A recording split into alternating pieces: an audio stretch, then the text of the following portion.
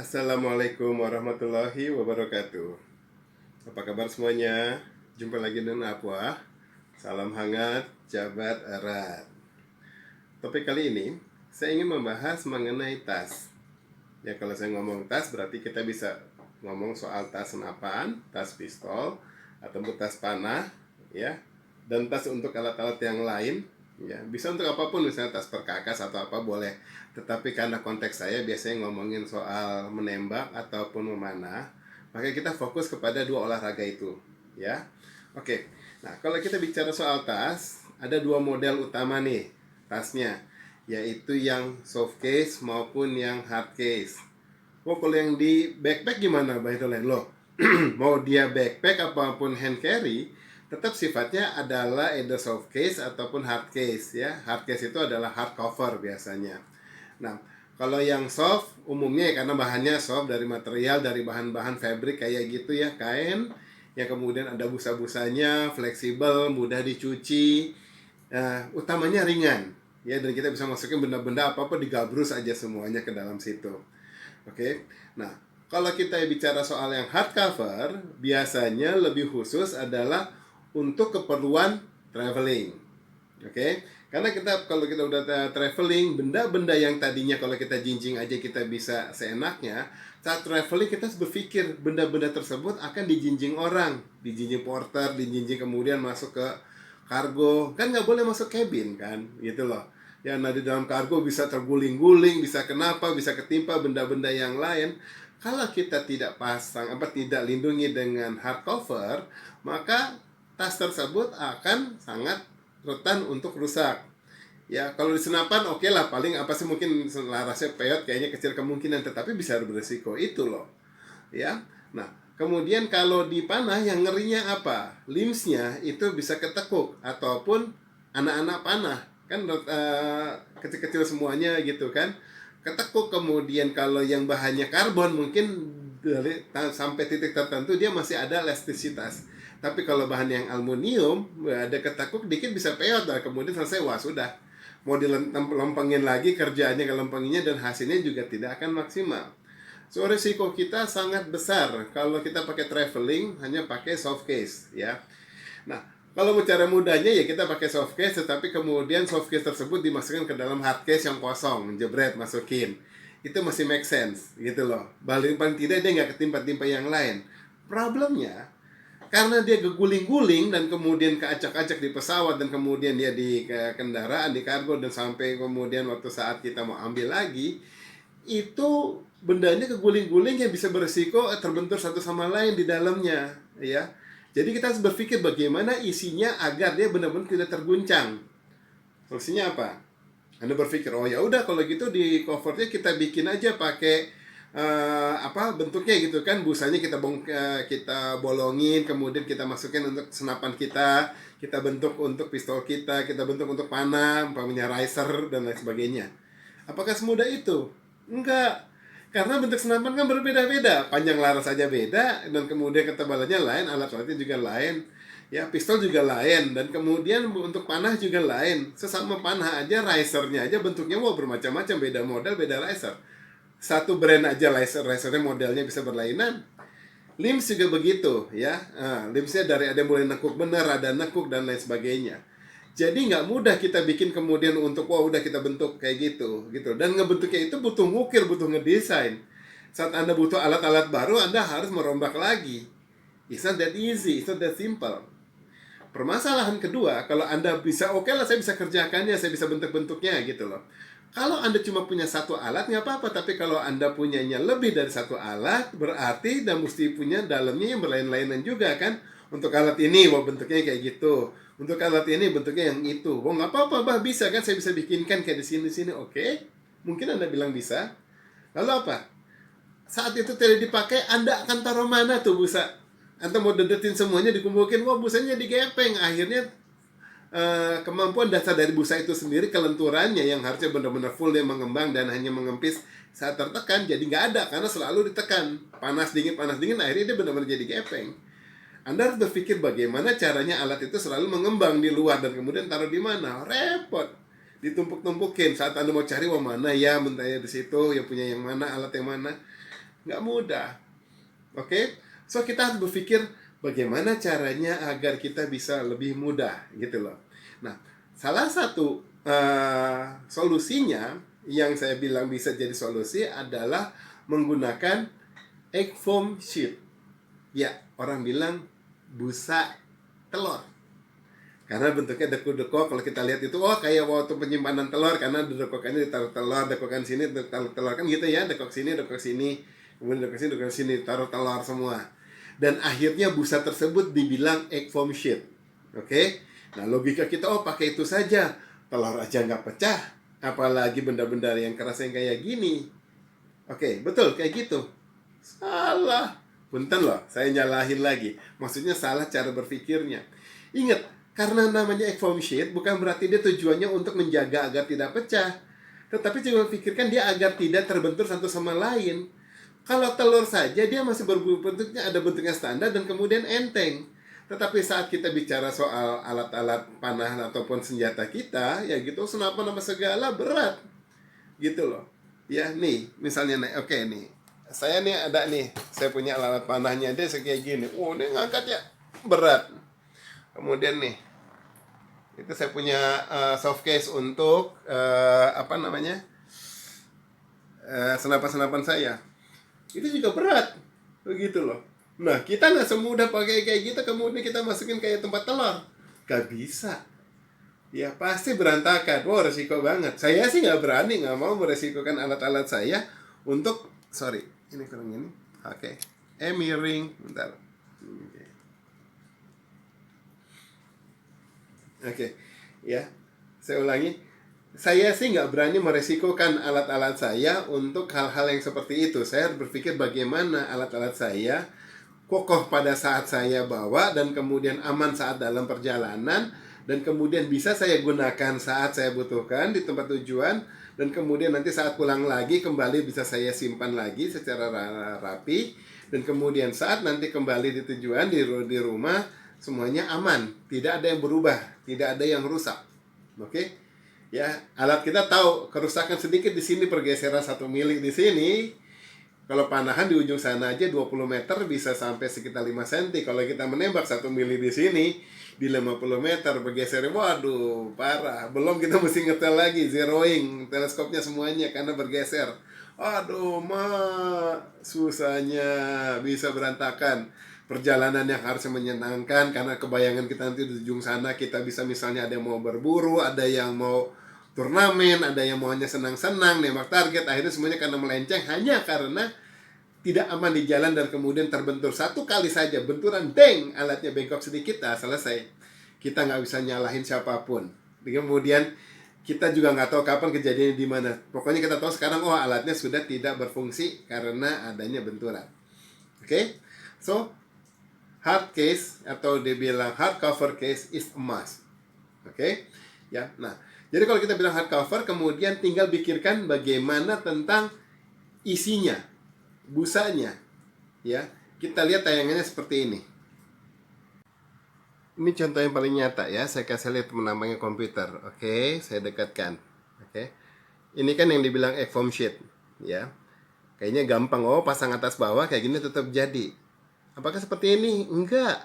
Kalau Anda perhatikan ya, dekok-dekok yang di sini, dekok-dekok yang sini dan yang di sini, itu dia semuanya sejajar posisinya.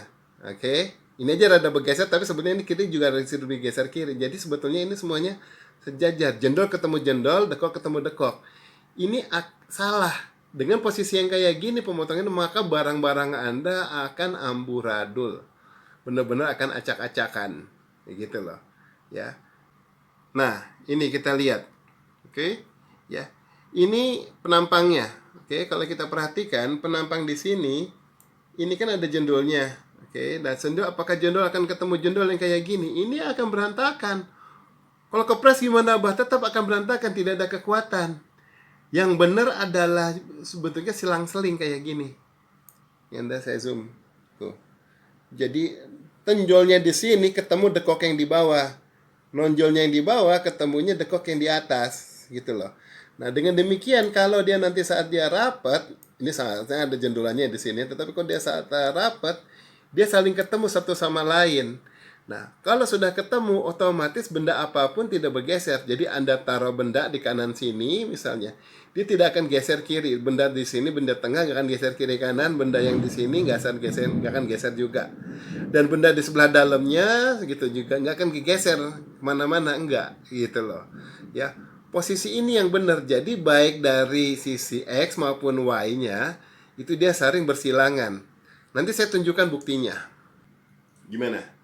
Anda udah lihat kan bagaimana perbedaannya antara kalau memasang tadi rapat dan kemudian yang sejajar sama yang selang-seling. Ya, wah nggak bener kayaknya, Pak, belum tentu kayak gitu. Nggak percaya, saya tunjukin satu ya. Nih, saya kasih lihat. Ini adalah tas saya. Ya, tas ini isinya ya untuk pistol, tapi bisa latihan ya. Pistol untuk match, bukan pistol yang macam-macam. Oke. Nah, kita lihat bagaimana dia posisikan. Saya taruh tadi bukan tidur tetapi tegak ya. Dan kemudian saya taruh barang-barangnya di sana, saya taruh di dalam. Kira-kira dia berantakan, ketumpuk atau enggak? Ya. Let's see. Oke. Nah, kita lihat ya. Ini tas saya, tas pistolnya. Oke, posisinya saya selalu taruhnya tegak kayak gini, nggak tidurin. Kenapa kalau ditidurin? Itu saya nggak punya tempat yang cukup lebar dan kemudian ngeri di atasnya nanti ketimpa macam-macam. Jadi saya taruhnya tegak kayak gini. Oke, nah kalau di posisi tegak, bayangannya berarti apa? Kalau saya taruh benda-benda saya, pisau-pisau saya di sini, itu dia akan jatuh, akan ngombrol ke bawah. Apakah seperti itu? Kita lihat nanti benar apa enggak gitu loh. Oke, ya kita lihat. Buka, tebak. Apakah pisau saya yang ada di sini dia akan berunjuk kemudian barang-barang saya yang rapat semuanya ke sini? Nggak tahu juga. Waduh, ini ada geledek sampai saya lagi show, nggak apa-apa lah. Oke, kita lanjut. Kita lihat, buka. Aha, darah. Lihat posisinya semuanya normal. Oke, lampu. Ya ampun. Ya, saya kaget. Ini saya cari-cari. Magazine ini buat di senapan saya. Ya ampun, kok saya taruh di sini ya. Ya ampun. Untung saya bikin show ini, jadi akhirnya lega kayak ketemu barang saya. Udah, ini saya simpan dulu. Cari lama banget. Oke, saya lanjut. Benda-benda ini tadi Anda lihat dari awalnya ya. Dia tidak jatuh sama sekali. Padahal jaraknya dekat sampai di sini kan. Ya, dia tetap aja berjarak, cuma ditaruh di sini dia tetap berjarak. Dia tetap keikat. Kenapa? Gitu. Nanti ada jawabannya. Pistolnya juga ini, pistol kan berat nih. Memang ini pistol cuma buat match ya. Berapa sih kalau nggak salah? Is it 2 kiloan atau 1 kilo, 1 kilo 1,4 sekitar segitu kan ya kalau nggak salah. Ya. Nah, kalau ini enteng lah, jelas normal gitu loh. Lalu kenapa benda seberat ini semuanya bisa tetap pada posisinya? Kuncinya itu dia bukan busa sekedar busa atas bawah, tetapi pemasangan egg foam sheet-nya. Ya, nih. Si busa telur kalau Anda perhatikan di pojok, oke. Dia ada jendolannya 2 di sini. Sementara yang di sini nggak ada kan, dia dekok. Jadi yang 2 jendol di sini masuk ke antara dekok yang di situ.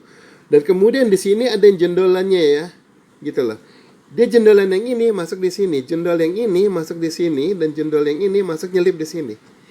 Begitu seterusnya ke sini. Kalau Anda lihat ini naik, dia dekok di sini, dekok dia naik, dapat nonjol terus saja siksak ya kan? Anda perhatikan. Ya, nah di sini juga begitu. Dia nonjol di sini dan ketemunya di sini ada dekok.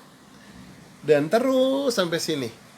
Oke, kalau di sini sekarang dia di sini saya lihat aja nih nonjol. Di sini ke bawah. Aha, dia dekok. Dan terus sampai ke kiri. Oke? Ya. Di sini nonjol. Di atasnya bagaimana? Aha, dia dekok. Gimana nih nonjol nih? Nonjol di sini. Ya. Ketemu dekok yang di sini.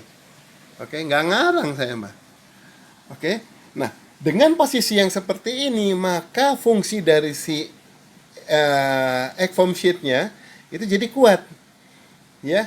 Dia aja cuma yang namanya egg, tetapi kalau Anda perhatikan busanya ini busa khusus, sebetulnya dia ada namanya busa kan ditekan juga nanti dia akan kembali posisi normal kan, kecuali ketekan terlalu lama ya, jangan terlalu diisi. Jadi kalau sebetulnya kosong Anda nggak gunakan, ya lebih baik Anda lepaskan semua agar tidak kecetak dia nanti di sini bentuknya gitu loh. Tetapi kalau untuk disimpan nih kayak gini, buktinya saya simpan lama banget. Ini saya punya ini ketinggalan udah lama banget, saya baru nemu di sini. Saya nggak tahu nih pistol ini udah berapa lama saya simpan. Ini nggak pernah saya pakai-pakai sih soalnya. Ya kan lagi banyak main di panahan juga, gitu loh. Ya. Nah, ini sudah menjawab bagaimana manfaat dari si egg foam sheet ini.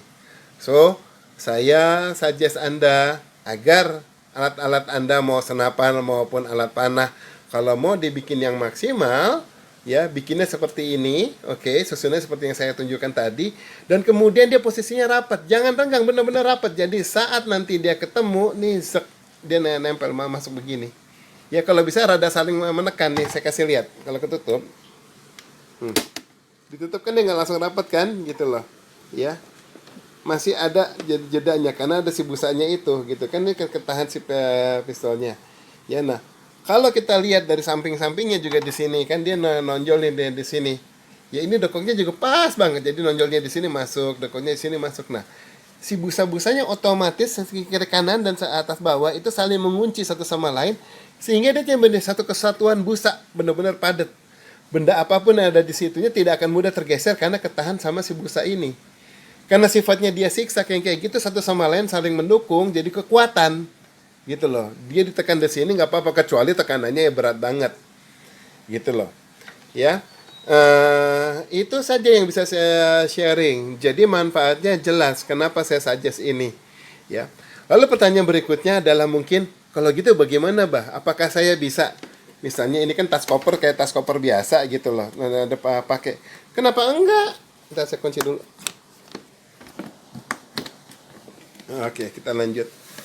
Ya, kalau Anda mau pakai tas koper biasa, kenapa enggak? Bisa-bisa aja. Bisa tasnya kayak gini ataupun tas koper yang rumah gitu ya. Anda keluarkan isinya. Kalau sebentar lagi itu dipakai pagi-pagi, dipasangi busa Eva foam tadi dan kemudian tapi dalamnya sebelumnya diganjal lagi yang lain agar ketemu ya. Saya ulangi lagi agar si busanya itu saling ketemu gitu loh. Nah, kalau Anda mau pakai lagi untuk traveling untuk apa? Ya Anda bisa angkut busanya yang ini dan kemudian taruh baju-baju. Cuma ingat, Anda kan kalau traveling kan berarti kan Anda juga butuh baju-baju Anda gitu kan. Nah, apakah Anda mau gabungkan sekalian di koper Anda yang gede, jadi kemudian benda Anda, alat Anda, kemudian nama baju-baju jadi satu, ataukah Anda bawa dua koper? Ya semuanya opsi Anda lah, kreativitas Anda saja di situ gitu loh. Oke, gimana? Anda udah lihat semua tayangannya? Ya? Penjelasan sudah cukup jelas dan kemudian sangat menurut saya sih mungkin bisa memberikan inspirasi kepada Anda untuk berkarya dan kemudian mencobanya sendiri. Kalau Anda nanya sama saya, mereknya apa? Eva foam yang bagus yang di sini. Saya nggak tahu. Eva foam, sorry. Egg foam sheet, ya. Mereknya apa? Eva foam sheet yang bagus. Saya nggak tahu. Begitu loh. Saya nggak pernah jualan egg foam sheet, ya. Tetapi Anda coba carilah, kemudian cari materialnya, Anda bisa uji gitu kan, Anda lihat. Ya kelihatan lah dari material sebutnya dia kok bagus apa enggak. Ya Anda beli aja sepotong dulu, kemudian taruh benda apa yang beban berat, taruh genteng ke jepit genteng, Anda jepitkan di sini. Anda gojrok-gojrok apa ya, Anda apa? Anda acak-acak ya gitu ya. Kemudian Anda lihat apakah benda tersebut akan jatuh ataukah ketahan sama si busanya gitu kan. Kemudian kalau ditaruh beban berapa lama, sehari 2 hari, Anda lihat busanya berubah bentuk apa masih tetap mudah kembali normal. Harusnya dia pasti masih kecetak lah karena katakan dia 2-3 hari. Tetapi Anda harus lihat sebetulnya setelah beberapa hari panjang, kemudian Anda lihat angkat lagi, dia masih seperti itu atau enggak gitu loh. Itu semuanya ada uji. Saya nggak tahu di tempat Anda masing-masing, toko Anda yang jual di situ egg foam sheetnya yang bagus kayak gimana. Ya, I have no idea gitu loh.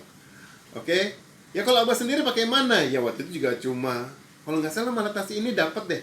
Saya lupa dengan sini. Ini yang dia dapat. Kalau tasnya di situ ada tas untuk senapan. Saya juga pakai egg foam sheet, ya. Egg foam yang ini saya beli waktu beli senapan, kemudian kan kita butuh case-nya, jadi saya beli case-nya ya tentu dapat yang pakai egg foam dalamnya. Tetapi fungsinya tidak seperti yang pada hard case. Kalau ini sekedar hanya untuk menahan benturan saja gitu loh ya. Nah, jadi dia juga teksturnya mengikuti bentuk dari benda yang kita masukin gitu. Nah, luarnya kan mengikuti benda si senapan itu, dan kalau dikosongin di atasnya jadi gepeng ya. Tetapi apakah dari materialnya dia sama kayak yang satunya, semuanya ya saya nggak tahu, kan beda toko, beda merek, bisa-bisa aja gitu. Itu saya beli saat beli senapannya sudah ada foam sheetnya kan, dan kemudian kalau tas yang senapan satu lagi nggak ada, nggak pakai foam sheet, nah, cuma jadi pakai ikan dan ikatan. So itu manfaatnya foam sheet. Tetapi kalau di soft case ya, foam sheet itu nggak berguna. Kenapa? Karena tadi dia lentur, dia lebar gitu loh, dan kemudian saat di nggak ada pressure, nggak ada yang bisa menahan. Dan begitu juga kalau senapan kan sebenarnya kan berat ya, kalau didedetin di situ ya, kalau terlalu berat sih mungkin tekan juga, kalau kurang menahan si busanya ya dia akan jatuh juga. Ya dicoba saja lah. Tetapi paling tidak tadi sudah kebukti bahwa itu cukup ampuh dan kemudian tidak bergerak. Oke? Itu aja. Semoga bermanfaat, semoga amanah, dan selalu happy shooting. Ya, happy archery.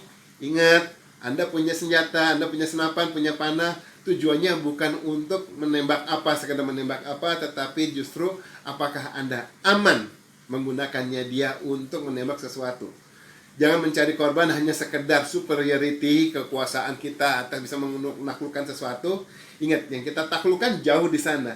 Dia saat kita tembak, dia tidak pernah tahu lagi diserang. Apanya yang takluk, itu mah kita pengecut nembak kalau menganggapnya seperti itu. Oke, tetapi cukup kalau Anda melakukannya memang Anda sedang berburu, Anda memang menembak untuk Anda makan. Fine, itu nggak ada masalah gitu loh. Asal jangan ada pemikiran bahwa Anda menaklukkan. No, no, no. Menembak ataupun memanah itu bukan menaklukkan. Ya, tetapi itu mengantarkan energi Anda kepada yang lain dan untuk bisa melatih fokusnya Anda. Aduh, kok saya jadi cerita ini semua. Habisnya suka gitu sih, suka ngelihat orang nembak hanya, wow, saya senang nembak. Bisa begini, bisa gitu. Udahlah, gak bahas itu lagi. Ya, banyak tayangan saya selalu mengkritisi orang yang hanya sekedar menembak untuk menjamin seolah-olah kayaknya jago gitu loh. Ya, padahal untuk kita cari jago-jagoan. Semoga bermanfaat dan kemudian semoga membuat apa yang kita lakukan ini menjadi suatu prestasi yang bisa membanggakan bagi diri kita, bagi keluarga, bagi negara. Juga kemudian bisa melindungi agama kita dan melindungi sesama manusia. Itu saja. Semoga bermanfaat. Wabillahi taufiq wal wassalamualaikum warahmatullahi wabarakatuh. Mohon pamit. Salam hangat, jabat erat.